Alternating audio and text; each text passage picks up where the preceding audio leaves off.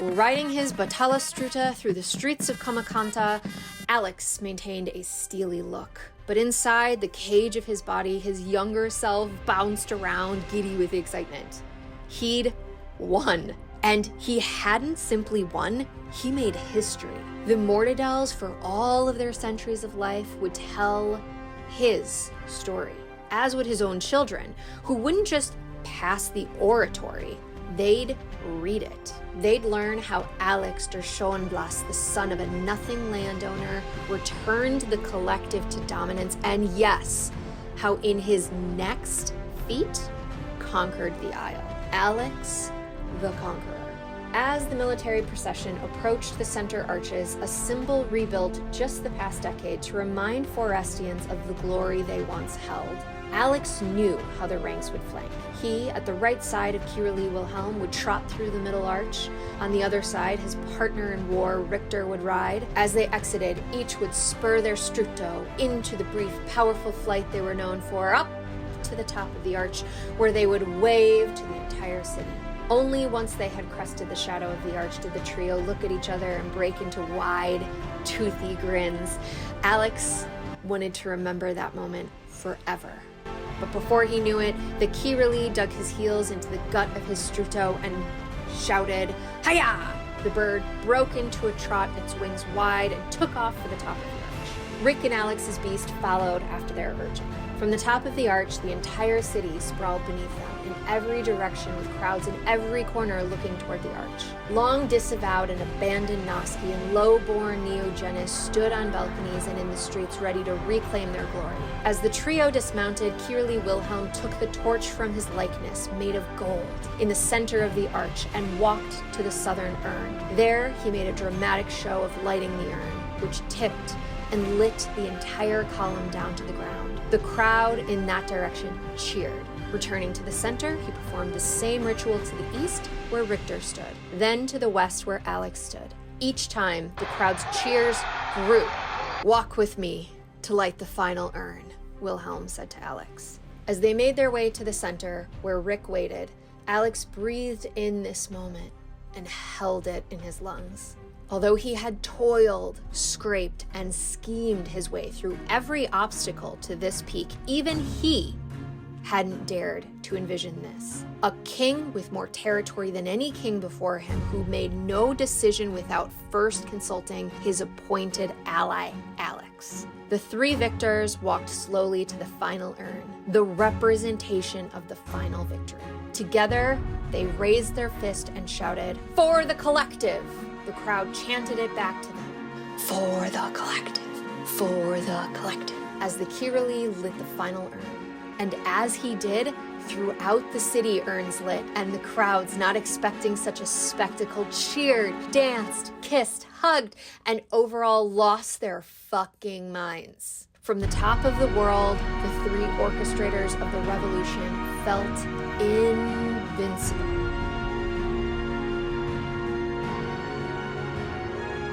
Every municipality had held a lottery to decide who would be allowed to attend the Great Victory Feast with their representatives. In the Great Hall, Alex relished in seeing the upper crust side by side with the commoners, who, despite their attempts to arrive in their best, weren't fooling anyone. But the collective wasn't a caste system. Hard work, loyalty, and even imagination were rewarded in this, their new world. Alex would ensure their new constitution made these values clear. Striding through the crowd, each person seemed hell-bent on accosting him, touching him, kissing him. He was receiving all the physical adoration people could not bestow on Kyrli Wilhelm or Richter. Richter would have taken 100 hands in the time Alex made it a few steps into the hall. "My collective!" Finally, Kyrli Wilhelm bellowed. Everyone in the room snapped to attention and faced him. On the other side of the hall from Alex, the Kyrli stood behind his head table, his young Kyrla, Elizabeth, at his side. "We don't eat until Alexander the Great is at my side." The crowd thawed, leaving a path toward the head table. As he passed, each collect bowed and murmured some variation of "thank you," "bless you," etc. Once he reached the table, he saw his wife, sitting one empty chair away from the Kirali. He leaped up onto the platform, beckoning for her to stand and give him her hand. Ruel obliged this demonstration because her husband had had, like, the biggest day. Alex took her outstretched hand and kissed it delicately. For without a wife, what is a husband but a shell? His smile towards her radiated, powered by the audible reaction from the crowd's females. Ruel pretended in her return smile to believe it was all real. She did this on rare occasion, which she would remind him of in their private moments later. "Now let's eat," the Kirali exclaimed as he pulled on the cord bell to send feasting chimes throughout the city. Knowing the new crop of prize servants would come through the doors next, Alex couldn't risk missing their behaviors. He released Ruel's hand as he swung around to observe them. The first two through the door were seasoned girls. It'd be one of the next two. On the right, a girl he hadn't seen at the signing. Small in height, small in all features, except breasts. Very pretty. She'd be highly sought after during the picking. On the left, a girl with broad shoulders and hips. Despite the attempt to push them together and up, her small breasts calmly sat beneath her solemn face. Shoulders back, a shade lighter than Ruel's favorite hand, she had confidence and listened well. She'd be his choice. This female, he'd already chosen a name for her, Calypso, worked the side of the feast opposite him, making his continued observation of her a bit of a challenge. He couldn't allow Rick to catch on and challenge his claim to her. To remedy this, he accepted any opportunity to toast his victories with his adoring feasters. While accepting their adoration, he would direct 2/3 of his glances toward the big-thighed contender Rick originally suggested, and would only every second toast find Calypso in the crowd. Each time he witnessed her avoiding eye contact, gently rejecting physical prodding, providing excellent care to her section, and helping other girls pick up slack. Then, in the moment he needed, he caught her lifting her eyes towards him with a glimmer of curiosity.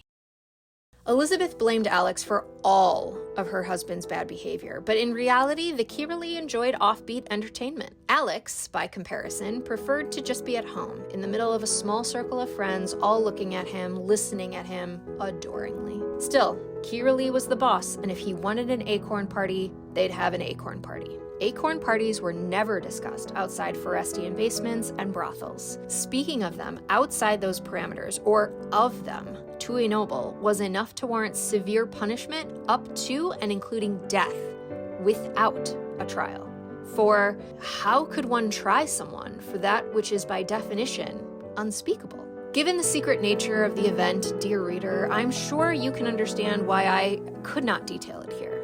Just know, Alex won, earning him even further adoration and a new slave named Calypso. Over the sound of vibrators, cheers, and subdued moans, Kirali exclaimed, "I should have known! Alex, my boy, you haven't lost anything in 8 years."